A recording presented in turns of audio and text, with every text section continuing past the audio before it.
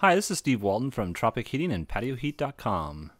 Today we're going to take a look at a viewer's submitted drawing. If you're looking for a personalized heating plan, please drop us an email at support@patioheat.com with your dimensions and maybe a picture and or a drawing, and we'll be happy to assist you on your application. So let's just go right into the dimensions here on this patio. First of all, we have a patio with a sloped ceiling. Our sloped ceiling height is going to be from 9'7" to, I think it's 8'7". Yep, 8'7" on this. I'm actually measuring from this outer beam over here, and then the footprint here that we're dealing with is 21 feet by 20 feet. Essentially. And as you can see, we have a couple of seating areas that they prearranged to have heated, and so we have this area here and this bar stool height heating area over here, and then also there's going to be some cupboards in the back here, I believe, and maybe some up front here, so the space is well utilized. In any case, looking at, I'm going to choose a electric heater, and this is why.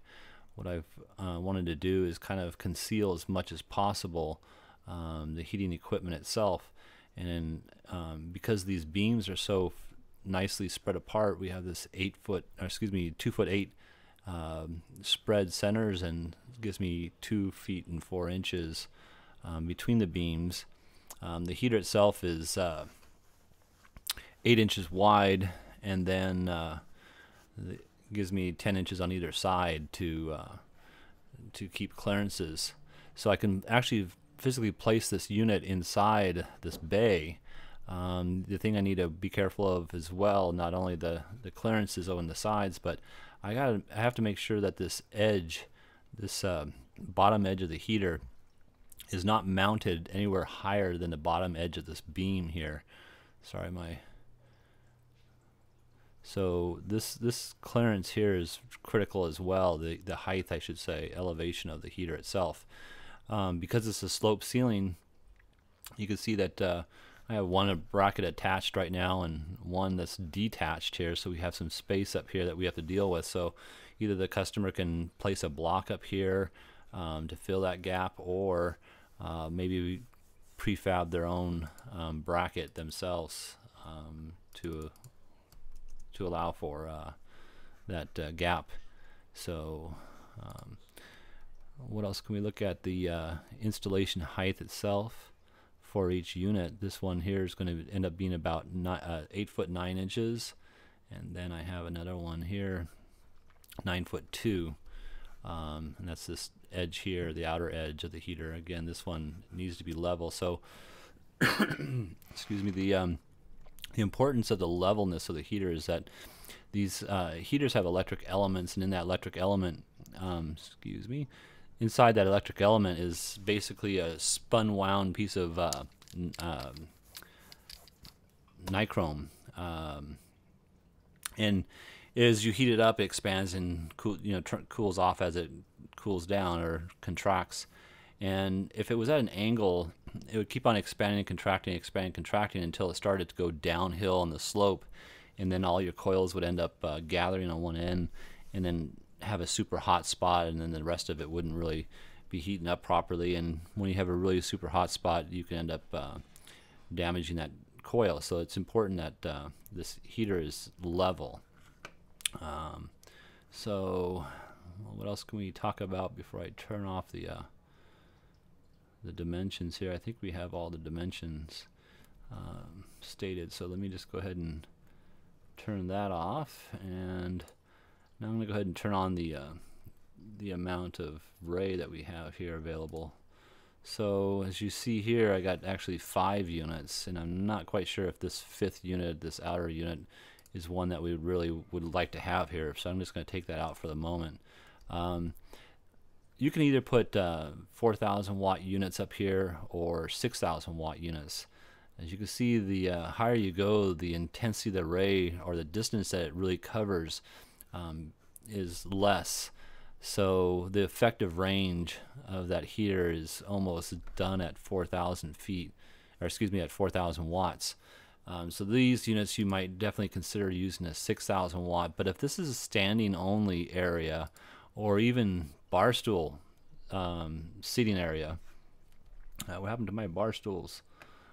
Put back my dimensions. I think I have it on there. But in any case, if these bar stool seating areas, then a 4,000 would be okay because you're sitting a little bit closer, so your physical body is more into that ray.